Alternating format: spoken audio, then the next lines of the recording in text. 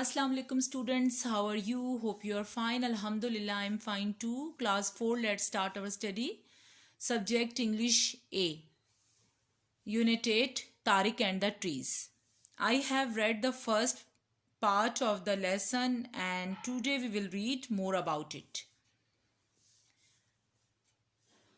At last Tariq thought, आखिरकार तारिक ने सोचा, all these trees serve some or the other purpose. ये सारे दरख्त किसी न किसी और मकसद की तकमील करते हैं. I'll just gather twigs with the forest floor for the firewood. और मैं जंगल के फ्लोर से लकड़ी की टहनियाँ जमा करूँगा.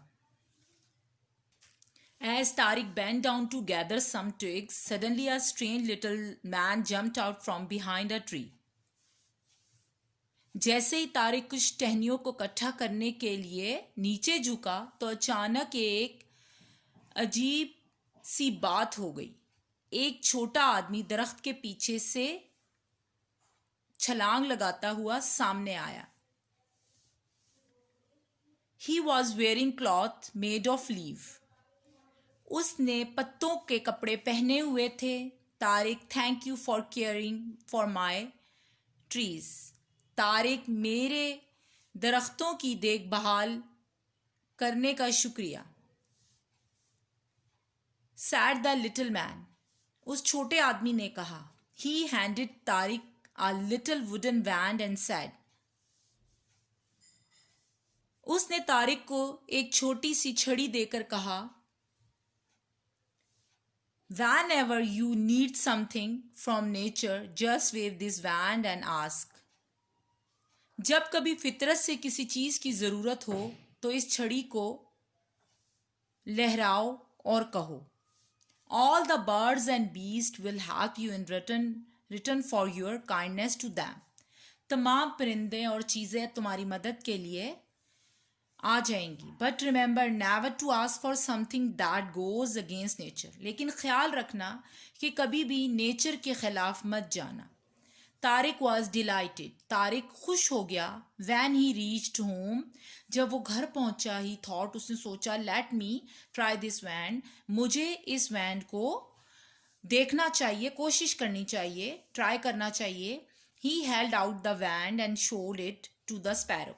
उसने उसको वैंड को पकड़ा और स्पैरोस की तरफ शो किया. I want walnuts. मैं वॉलनट्स चाहता हूँ. Cheep cheep right away they cried.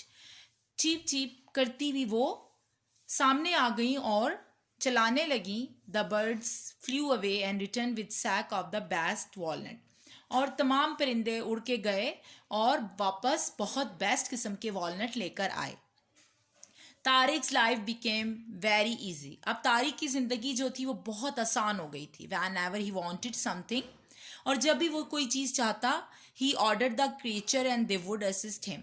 और वो उन तमाम मखलूक को ऑर्डर कर देता और वो उस हासिल कर लेता. In the summer he took the van out to the field. Rats I would like my field plough.